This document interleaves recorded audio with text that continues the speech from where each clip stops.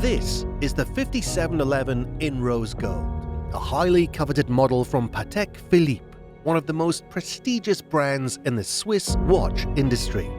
Aside from its aesthetically pleasing design, a big reason why this luxury watch is so desirable is because it is no longer manufactured by Patek Philippe, who discontinued it in early 2022. Some might say that another reason is because the watch is made out of gold. Due to the uncertainty in global markets, demand for gold has been increasing more and more in the last few years. But how much actual gold does our Patek Philippe contain, and what percentage of its total value can be contributed to its gold content? Take a wild guess. Would you say 30, maybe 40%? Hold that thought until the end of the video to see how close you really were. To calculate how much gold the watch contains, we first need to take it apart. For that, we turn to one of our preferred watchmakers.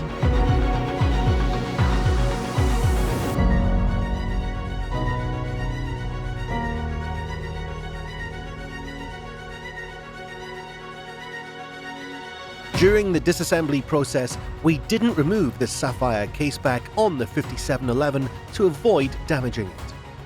The crystal weighs approximately 7 grams, so we'll make an adjustment for this in our calculation later on.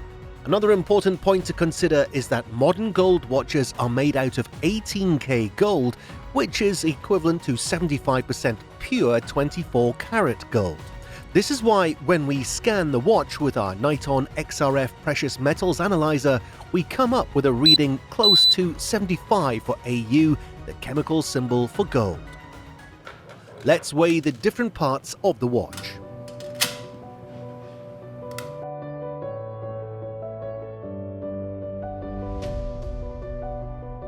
$172.4 grams of 18-karat gold minus 7 grams for the caseback gives us a total of 165.4 grams, which is around 89% of the total weight of the watch.